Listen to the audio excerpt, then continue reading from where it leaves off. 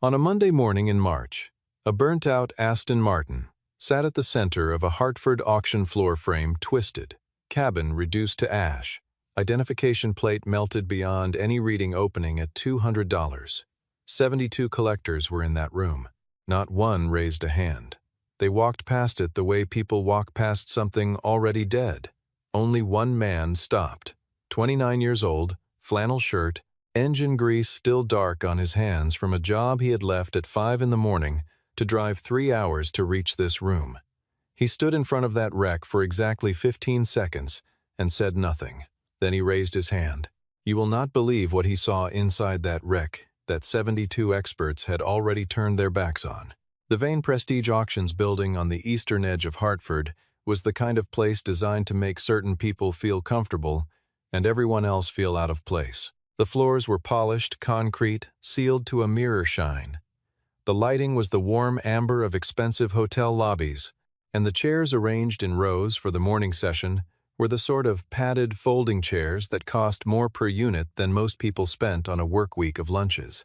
Charlotte Vane moved through the space the way she always did, unhurried, precisely dressed in a charcoal blazer over slate wool trousers, a single thin ring on her right hand, her dark hair pulled back with the kind of effortless neatness that takes years of practice.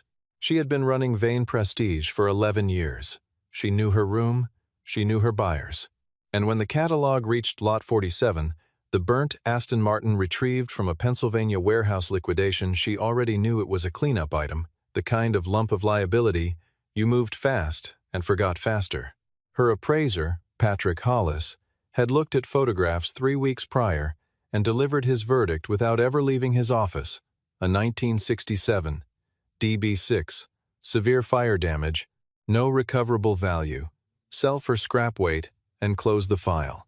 Charlotte had set the opening at $200, not because she thought anyone would compete, but because the paperwork required a number. Adrian Kellner, seated in the third row with his navy suit and his Patek Philippe and his 30 years of collecting European road cars, had leaned toward his assistant when the lot was wheeled out and said, in a voice low enough to pass for quiet, that it was nothing but scorched iron, and he wouldn't pay a mechanic to haul it away. The room agreed by saying nothing at all. Mason Holt had driven to Hartford from his shop on the south end of the city, a one-bay garage that sat behind a decommissioned gas station on a street the development money had not yet reached. He had been awake since 2:30 in the morning. The night before, browsing the auction catalog on a cracked tablet propped against his toolbox, he had almost scrolled past Lot 47, the way everyone else would later walk past the car itself. But something stopped him. The photograph was poor, underexposed, taken at an angle that compressed the car's dimensions, but Mason had grown up learning to read cars the way other children learned to read words. His father, a paint line worker at the Aston Martin factory in Newport Pagnell, England, had taken a young Mason through the production floor on Saturdays and taught him to identify models by proportion alone, by the angle of a roofline, by the relationship between wheelbase and body width. Standing in front of the catalog photo at 2 in the morning, Mason noticed something that should not have been there. The A-pillar, the structural column at the front corner of the roof, leaned back at an angle steeper than any DB6 he had ever seen. The wheelbase, even compressed by bad photography, looked shorter. He opened a text to Elijah Cross, his father's old colleague at Newport Pagnell, a 69-year-old retired craftsman who had spent 40 years shaping aluminum panels by hand at the factory. He typed, "Did you ever work on the Zagato cars?" Elijah replied at 3 in the morning, as if he had not been asleep either. "My hands shaped 8 of the 19. Why?" Mason did not answer. He put Bonnie's coat by the door for the morning, set his alarm for 4:30, and lay in the dark with his eyes open. Bonnie had been 6 years old since October, and had developed the habit of asking questions that landed with more weight than she knew. When Mason buckled her into the back seat at 5:15 that morning, her stuffed rabbit, a gray cotton animal her mother had bought the week before she died, 3 years ago now tucked under one arm, she looked up at him with the matter-of-fact directness that children use before the world teaches them to soften things, and asked what they were going to buy. Mason told her he wasn't sure yet. Maybe nothing, he said. Maybe everything. She considered this for a moment, accepted it the way she accepted most of his answers, and fell asleep against the window before they reached the highway. Mason drove in silence, both hands on the wheel, the heater running against the March cold, the catalog photo still open in his memory. He had worked 4 years in Aston Martin's Heritage Restoration Division before moving to America, 4 years spent in a room with 9 people whose entire purpose was to recover, verify, and restore the oldest surviving examples of the Marquet's history. He had learned in that room that the most dangerous thing a person could carry into a judgment was the assumption that they already knew what they were looking at. He had also learned something simpler and harder to teach, that original aluminum, hand-shaped and hand-finished, carried a frequency of surface detail that stamped metal simply could not replicate. It felt different. It sounded different when you tapped it, and under the right light, it looked different, not glamorous, not perfect, but unmistakably, irreversibly human. When the lot was wheeled into the light, and Charlotte Vane read the description, and the room stayed silent, and the seconds stretched out, and nobody moved, Mason raised his hand. He paid $200. He signed the receipt at a side table, while Charlotte watched from the edge of the room, noting his flannel shirt and his truck visible through the glass doors, and the child in the back seat pressing her face to the window. She did not say anything to him. She returned to the podium for Lot 48, which was a 1973 Ferrari Dino, and considerably more interesting to everyone present. The burnt shell was loaded onto a flatbed trailer that Logan Pierce had backed up to the service entrance, and Mason drove south through the gray mid-morning with the thing he had just bought rattling gently behind him, Bonnie awake now, and asking if the car was sad. Mason told her it had been waiting a long time. He said sometimes things waited longer than they should. Bonnie pressed her rabbit against the window glass and looked back at the blackened shape on the trailer and said nothing more for the rest of the drive. The garage on the south end had fluorescent lights that Mason had replaced 2 years ago with 5,000 Kelvin halogen panels, not for atmosphere, but for accuracy. The kind of light that showed metal surfaces the way they actually were, not the way the eye wanted them to be. He pushed the car into the center of the bay on a rolling dolly, positioned it under the lamps, and then did something that Logan found difficult to watch. He sat down on an overturned bucket 4 feet away and simply looked at it for 5 full minutes without touching anything. Logan stood near the wall, with his arms crossed, the way he always stood when Mason was reading something he didn't yet understand. He had known Mason since they were both 22 and working at different shops across town, and he had learned over those years that Mason's silences were not the silences of uncertainty, they were the silences of someone moving through a systematic interior process that would eventually produce a conclusion Logan had not anticipated. Bonnie came in from the apartment above the shop with her homework folder and settled herself at the workbench with a pencil, and the garage was quiet, except for the low hum of the heating unit and the sound of a 6-year-old working through her multiplication tables. Then Mason stood up, pulled on a pair of cotton gloves, and began. What he found in the next 3 hours dismantled every assumption the room at Vane Prestige Auctions had carried away with them that morning. The first thing he measured was the wheelbase, the distance between the front and rear axle center lines, using a steel tape rule and a piece of chalk. The number he got was 2,362 millimeters. He measured it twice. A 1967 DB6 had a wheelbase of 2,490 millimeters. The difference was not the product of fire damage or structural deformation. The frame was intact. The number was the original number. It belonged to a shorter car, specifically, it belonged to the DB4, Aston Martin's earlier platform, built between 1958 and 1963. He then took a single-blade scraper and removed a small section of ash from the rear quarter panel, working in a 3-inch square, going slowly. What appeared beneath the ash was aluminum, hand-formed aluminum, bearing the minute, evenly spaced dimple marks that indicated it had been shaped over a rounded form by a craftsman working a hammer in a rhythm so practiced it left a surface that looked machine-perfect from 3 feet away and entirely, beautifully handmade from 3 inches. He crouched at the front corner and studied the A-pillar in profile. It swept rearward at an angle no DB6 had ever used.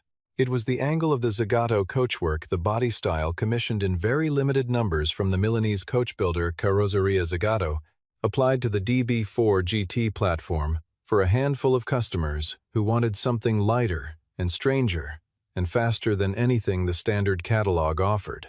He crawled under the car with a flashlight. The frame was a small section steel tube construction, not the wider pressed steel ladder of the DB6, but the narrow, elegant lattice of the original DB4 GT chassis. He came back out and stood very still for a moment. Then he moved to the firewall, the steel partition between the engine compartment and the cabin, and began removing carbon deposits with a fine brass brush, working in small circles, patient and methodical, until the brush found the edge of stamped characters pressed into the steel itself. He worked for 40 minutes. When he stepped back, what was visible on the firewall, partially obscured but legible to anyone who knew what they were looking for, was a sequence: DB4/GT/0180/LA, the chassis designation, the build specification, and the number 0180. 19 Aston Martin DB4 GT Zagatos were made between 1960 and 1963. Number 0180 was the designation of a car that had been documented at a racing event in 1962 and had not appeared in any verified registry since 1974. For 50 years, every person in the Aston Martin collector world who cared about such things had assumed it was either destroyed or buried so deep in private hands that it might as well be. Nobody had stopped to consider that it might be sitting in a warehouse in Pennsylvania, wearing 50 years of anonymity and 3 years of fire damage, waiting for someone to measure its wheelbase with a steel tape. Mason called Elijah Cross at 11 o'clock that night. In Coventry, it was 4 in the morning. Elijah picked up on the second ring. Mason said, "Do you remember chassis 0180? There was a silence on the line that lasted long enough for Mason to check that the call was still connected. Then he heard the old man breathe out slowly the particular exhale of someone setting something down that they had been carrying for a long time and say, very quietly, "God Almighty." The next 5 days were the kind of work that Mason had been trained for and had not done at this scale since leaving Newport Pagnell.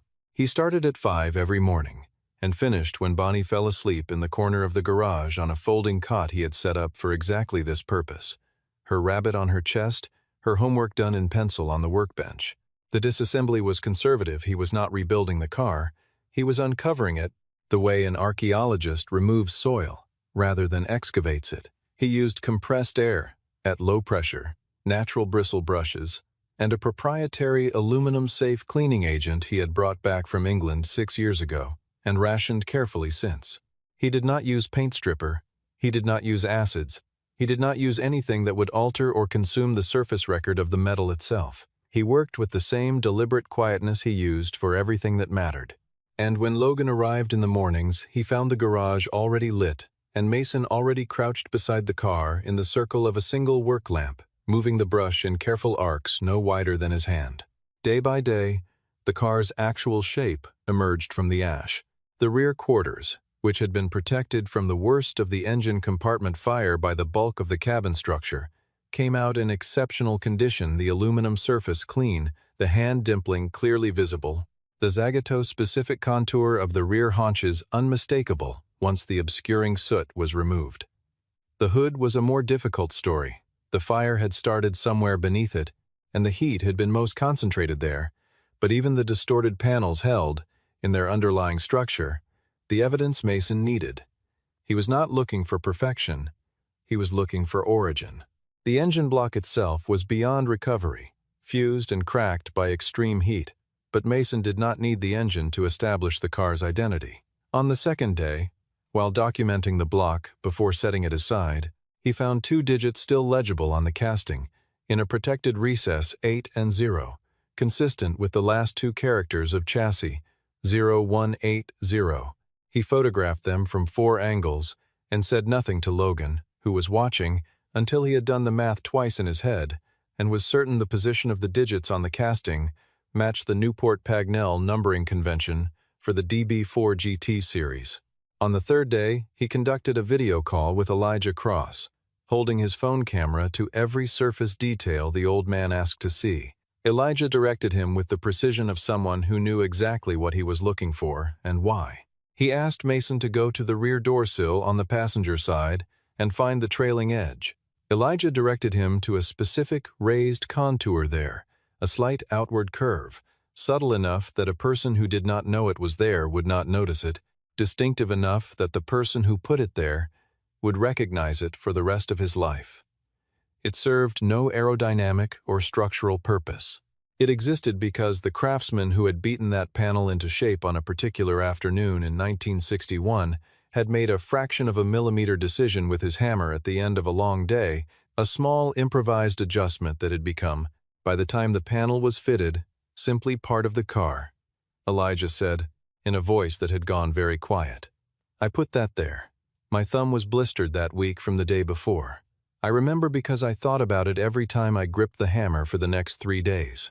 Mason asked him if he was certain. Elijah said he was 69 years old, and his memory of his own hands was the one thing he had not lost. On the 5th day, Mason finished cleaning the firewall and confirmed the full chassis marking. That same night, he composed an email to Diana Ashworth, the director of the Aston Martin Heritage Trust at Newport Pagnell, attaching 47 photographs and a written account of every measurement, material analysis, and identifying detail he had documented over 5 days and 4 nights. He sent it at 2:14 in the morning.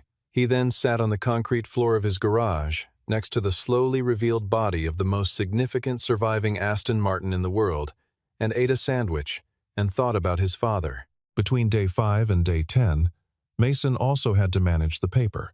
On the morning of day 6, a letter arrived from the legal office representing Vane Prestige Auctions, formal letterhead, careful language, the tone of a document written to establish a position without quite stating it directly. The substance was this. The lot had been sold under terms described as is, no provenance guaranteed, and if the vehicle turned out to carry a materially different identity than the one described in the catalog, Vane Prestige reserved the right to request a review of the transaction terms. The letter did not say the word fraud. It did not need to. Mason read it twice, put it in the drawer beneath his workbench, and went back to cleaning aluminum. On day 8, a second letter arrived from a different firm representing Adrian Kellner, raising questions about information asymmetry at the time of bidding. Mason read it once, added it to the drawer with the first, and said nothing to anyone except Logan, who suggested he call someone with a law degree. Mason said the car was the answer to both letters, and that he preferred to let the car do the talking. The logic was correct. He had paid the asking price under the same terms available to every person in that room. He had not come into possession of any information that was withheld from the other bidders. He had simply read what was there to be read by anyone willing to look. By the time Diana Ashworth's reply arrived 6 days later, the situation had already begun to move in ways that Mason had not entirely controlled. Logan Pierce, who had been present for most of the work, and who had a phone camera and a tendency toward documentation that Mason tolerated because Logan was otherwise irreplaceable, had posted a 6-second clip, with no caption, just the image of the car under the halogen lights after cleaning, the aluminum body glowing softly gold, the Zagato silhouette unmistakable to anyone who knew it. He had not identified the car. He had not said anything at all. Within 6 hours, it had been seen 2 million times, shared extensively in collector communities, and identified by at least 4 separate Aston Martin specialists who left urgent and increasingly frantic messages for Mason's shop line, which Mason did not return. The noise also reached Charlotte Vane through a broker named Jason Webb, who called her at her desk and asked, in a tone carefully calibrated to sound casual, whether she had any concern about the handling of Lot 47. Charlotte told him the sale was complete, under standard terms, and that she had no concerns. After she hung up, she looked at the photograph on her screen for a long time. She had Patrick Hollis's assessment in her files. DB6. Fire damage. No recoverable value. She had trusted that assessment because she had trusted Patrick Hollis for 15 years. She had not gone to the warehouse in Pennsylvania herself. She had 9 other lots to manage that quarter, and the burnt car had seemed like the least of them. The silence she held after looking at that photograph was the particular silence of someone who has begun to understand the full geometry of what they got wrong. Adrian Kellner arrived at Mason's shop on the afternoon of the 6th day, alone except for his driver, wearing a black overcoat and moving with the smooth, effortless authority of a man who had rarely in his adult life encountered a situation that money could not resolve. He stood just inside the garage door and looked at the car for 30 seconds, long enough for Mason to observe that this was not the dismissive glance he had given it in Hartford, but something more careful, more reluctant. Then he said he was prepared to offer $50,000, no verification required. Transaction completed that afternoon. Mason was holding a piece of aluminum cleaning cloth and did not put it down. He said the car was not for sale. Adrian Kellner raised the offer to $100,000. Mason said the same thing. Adrian looked around the garage, the single bay, the cracked floor drain, the folding cot in the corner with a child's stuffed rabbit on it, and said $100,000 was a serious number for a shop like this. Mason turned and looked at him with the kind of steadiness that is harder to maintain than anger, and said that Adrian had stood 3 feet from this car in Hartford and decided it was worth nothing, and that the decision had been made and the transaction had been completed, and that he was welcome to leave. Adrian Kellner was not accustomed to being dismissed by men in flannel shirts in single-bay garages, but he had enough experience with a certain quality of refusal to recognize that this particular one was not negotiable. He left. Bonnie, who had been watching from the apartment stairs with her rabbit, asked her father who the man was. Mason said he was someone who had learned too late to look more carefully. Bonnie nodded as though this explained everything, which, in a sense, it did. Diana Ashworth arrived on the 9th day with 2 assistants, a portable spectrographic analysis unit, and a set of original build drawings that had been in the Newport Pagnell archive since 1961. She worked for 4 hours and 20 minutes without speaking to Mason except to ask him to hold a light source at specific angles and to confirm certain measurements. Her 2 assistants photographed everything. Mason sat on his overturned bucket and watched and did not ask questions. When Diana Ashworth finally removed her gloves and stood up straight and looked at him, her expression was the controlled, professional face of someone managing a very large amount of information at once. She told him she understood what this meant. She told him she needed 48 hours to complete the documentation. She told him not to make any public statements. Mason said he hadn't made any so far. She said she was aware of that, and that it was one of the reasons she was here. She left with her assistants and her equipment, and the garage felt very quiet after they went. Logan, who had been sitting on a stool in the corner with his arms crossed for the entire 4 hours, exhaled slowly and said nothing for a while. Then he said, "Mason," and Mason said, "I know." Bonnie came down from the apartment with 2 mugs of instant cocoa, 1 for each of them, and set them on the workbench, and went back upstairs to watch television. Logan picked up his mug and looked at the car and shook his head slowly in the way people do when they have run out of words for a thing. On the morning of the 10th day, Elijah Cross arrived at Bradley Airport on a one-way ticket from Birmingham, England, pushing a small rolling bag through the arrivals gate, with the slow deliberateness of a man in his late 60s, for whom airports had never become comfortable. Mason had not asked him to come. Nobody had. The old man had simply booked the flight 2 days after their video call, without announcement, and sent a single text that read only, "I'm coming to see it." Mason stood in the arrivals area and watched him come through the glass doors, and thought about how the person who had shaped the panels on this car 63 years ago had now flown across the Atlantic at his own expense, without invitation, because the idea that he might not see the car again with his own eyes was apparently not something he was prepared to accept. Elijah shook Mason's hand, the way men of his generation shook hands, both hands, briefly held, and asked if the cover was still in good shape. Mason told him it was. Elijah said good, and picked up his bag, and that was the sum total of the sentiment either of them expressed about the situation for the rest of the drive back to Hartford. Charlotte Vane came to the garage on the 13th day, and she came alone, without a lawyer, without an assistant, without the structured authority of the auction house framing her presence. She parked a dark gray sedan on the street and walked in and stood near the entrance and looked at the car for a long time without speaking. The aluminum body was now fully cleaned.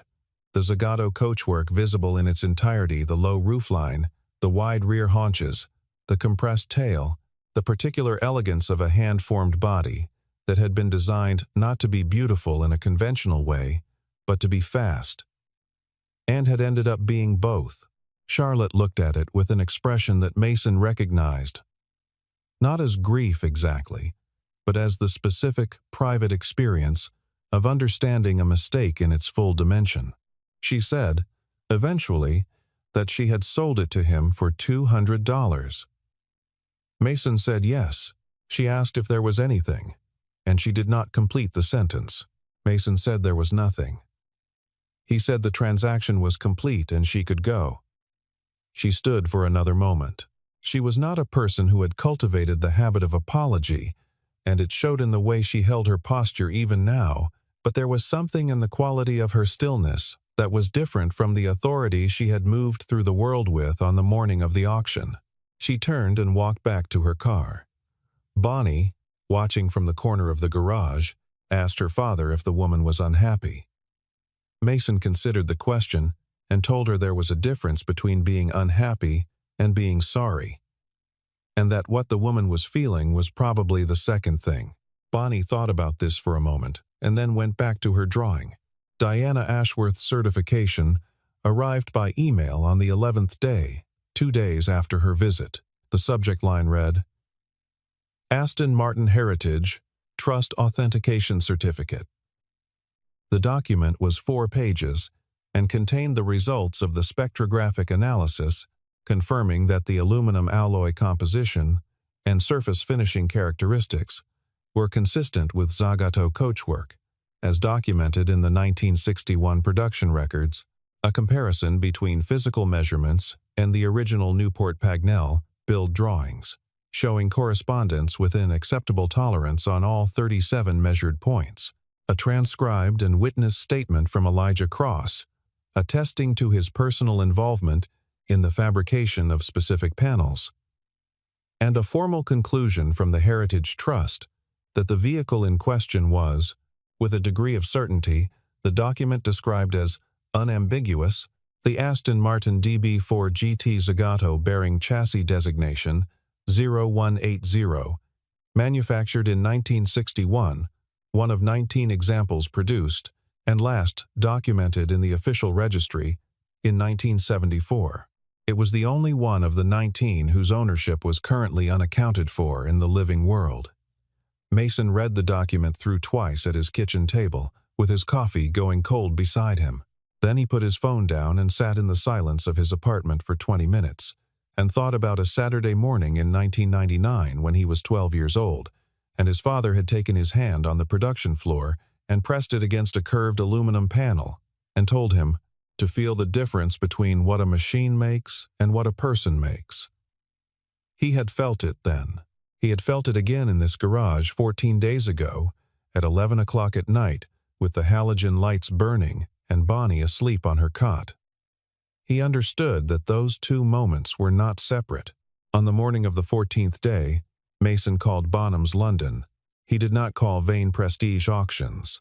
He did not call any of the brokers who had left messages. He called Bonham's because they had handled the last verified DB4 GT Zagato to reach the open market 12 years prior, and they had done it with the exactness and seriousness that a car of this standing required. The representative he spoke with had been given Mason's name by Diana Ashworth and was ready for the call. Mason sent the full Heritage Trust certification, along with his complete documentation package, while they were still on the phone. The representative was quiet for a moment after confirming receipt, and then told Mason that based on current market precedent for verified DB4 GT Zagatos, In comparable or lesser condition, a conservative auction estimate would open at $8 million, with the expectation that interest at the current level would drive the final figure considerably higher. Mason said he did not want to auction it. The representative asked him to clarify. Mason said he wanted to sell it directly, and he wanted to know who the most serious institutional buyer was for this specific car. The representative named 3 parties. Mason asked about the third, a private automotive museum in Scottsdale, Arizona, that had been systematically acquiring verified DB4 GT Zagatos for 11 years, and currently held 17 of the 19. Mason asked one question: did the museum display their collection publicly, or was it a private holding? The representative confirmed it was a public institution, open to the public year-round, with educational programs for secondary schools and technical colleges. Mason said to make the call. The museum's acquisition director flew to Hartford on a direct flight the same afternoon. He arrived at the garage at 6:15 in the evening, wearing a pale linen jacket despite the March temperature, and he walked slowly around the car twice without touching it, and then he stood still and looked at the firewall for a long time. He was not performing expertise, he simply knew what he was seeing and was allowing himself to see it fully. He told Mason they would pay $10 million, bank transfer within 72 hours, car to be transported under full insurance to Scottsdale within 30 days. Mason said he had one condition. The director asked what it was. Mason said the information panel beside the car in the museum must carry, prominently and permanently, the name of the craftsman who shaped the body panels: Elijah Cross, Newport Pagnell, 1961. The director looked at Mason for a moment, then said, "Of course." Mason shook his hand.